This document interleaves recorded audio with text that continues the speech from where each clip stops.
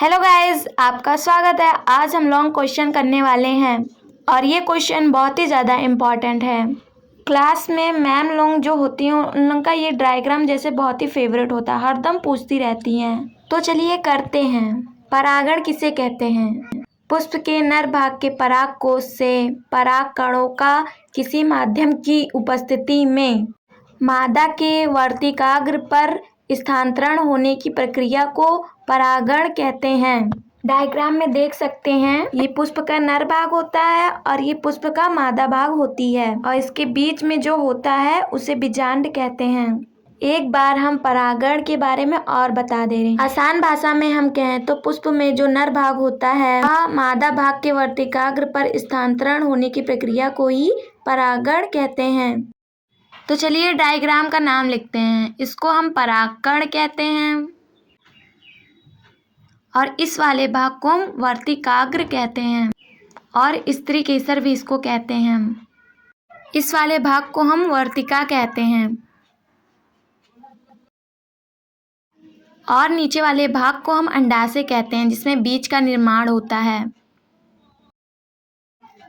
और इसे हम बीजांड कहते हैं। इसी में बीज का निर्माण होता है, फिर बीज से फल का निर्माण होता है, आप जानते होंगे। ये पूरा भाग होगा स्त्री केसर का। अब हम पुंकेसर का पढ़ते हैं। ये जो डंडी नुमा संरचना होता है इसे तंतु कहते हैं और इस वाले भाग को पराग कोश कहते हैं। इसी में पराग कण का निर्माण होता है। आप लोग इस डायग्राम को नेम सहित तैयार कर लीजिएगा, ये बहुत ही ज़्यादा इम्पोर्टेंट है। और इस नीचे वाले भाग को हम पंखुड़ी कहते हैं। आप लिख भी सकते हैं, नहीं भी लिख सकते। अगर लिख देंगे तो आपका डायग्राम भरा भरा लगेगा। और नीचे वाले भाग को हम बाह्य दल कहते हैं। पराग कोश में जो पराग कण होता है, मैं बना दे रही हूँ जानो आपको सही सही समझ में आए। ये पराग कण किसी माध्यम की उपस्थिति में जब वर्तिकाग्र पर पहुँचते हैं तो इसे ही परागकण की प्रक्रिया कहते हैं। परागण के प्रकार को भी पढ़ लेते हैं, ये बहुत ही बार पूछे जाते हैं। परागण के प्रकार, परागण दो प्रकार के होते हैं, स्वपरागण, परपरागण। स्वपरागण जब किसी पुष्प का परागकण उसी पुष्प के वर्तिकाग्र पर स्थानांतरण होता है तो उस प्रक्रिया को स्वपरागण कहते हैं।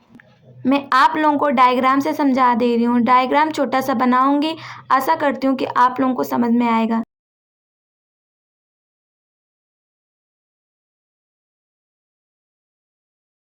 तो हमारा डायग्राम बन गया। आप देखिए, अगर अच्छा नहीं बना तो कोई बात नहीं, आप अच्छे से बनाना। इसी में एक पुष्प और ले लेते हैं। ये जो परागकण है उसी पुष्प के वर्तिकाग्र पर पहुंचता है तो इसी को हम स्वपरागण कहते हैं। और आसान भाषा में कहें तो मतलब एक पुष्प का परागकण है उसी पुष्प के वर्तिकाग्र पर पहुंचता है तो इसे ही हम स्वपरागण कहते हैं। परपरागण को अब करते हैं। किसी पुष्प के परागकण किसी दूसरे पुष्प के वर्तिकाग्र पर स्थानांतरण होने की प्रक्रिया को ही परपरागण कहते हैं। इसमें आनुवंशिक विभिन्नता देखने को मिलती है। चलिए आपको हम डायग्राम से भी समझा देते हैं। अगर आप परिभाषा के साथ डायग्राम भी एक्सप्लेन कर देते हैं तो आपका आंसर बहुत ही अच्छा लगता है। तो चलिए करते हैं।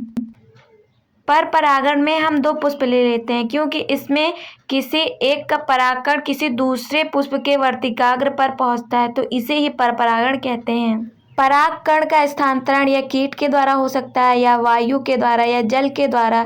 इसमें हम कीट के द्वारा आपको समझा रहे हैं। कीट के द्वारा जो परागण होता है उसे एंटोमोफिली कहते हैं। एमसीक्यूज में ये बहुत ही बार पूछा जाता है।